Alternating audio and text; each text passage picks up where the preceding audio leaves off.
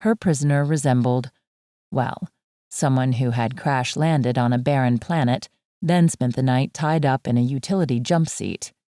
The hint of stubble had graduated to full shadow, tasseled locks to a wild shock of curls, but his eyes were unsettlingly bright and alert as he watched her cross the cabin.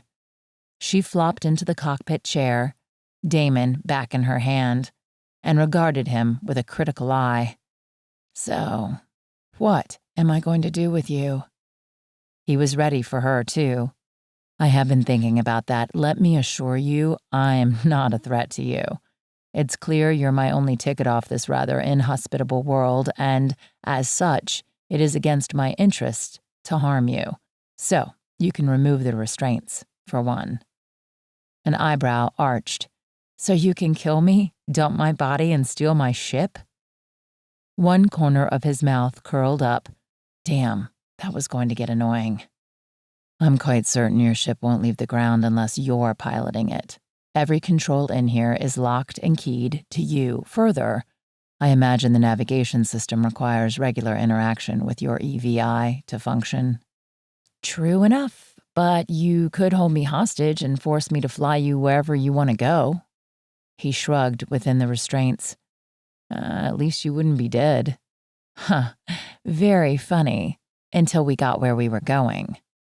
His jaw tightened into a rigid line. Before, it hadn't appeared square as such. Now, though, she thought she could probably cut a steak with the edges. The flicker in his eyes hinted he hadn't meant to display frustration so visibly. She watched as he willed his jaw relaxed. "Why would I want to kill you?" "Because I know Cynican intelligence is after something in the Métis Nebula. Because I know what you look like and what you do, and that is a threat to you, because you'd have a shiny new ship as bounty."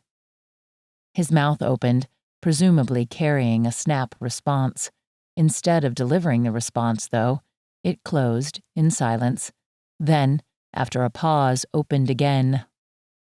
"Okay, those are fairly decent reasons." He looked at her with what might be mistaken in civilized company for honesty.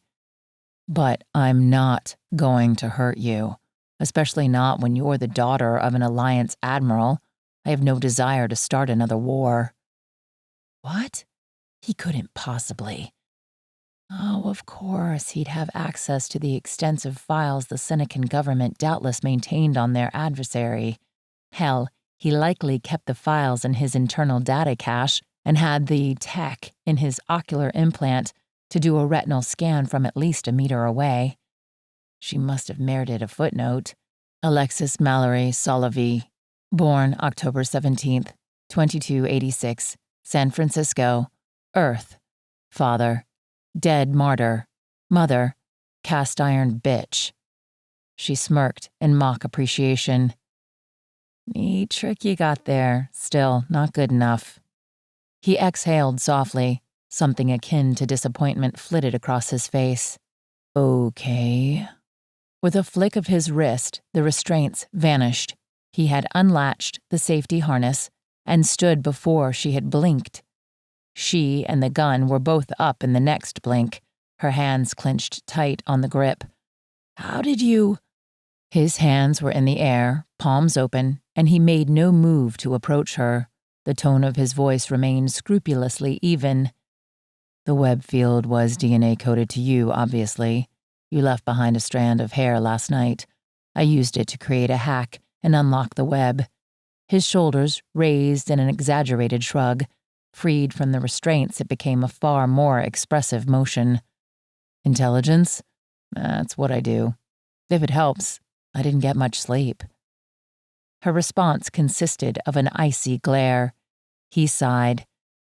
"Look, the point is, I could have killed you in your sleep, but I didn't." Her fingers only tightened on the gun's trigger.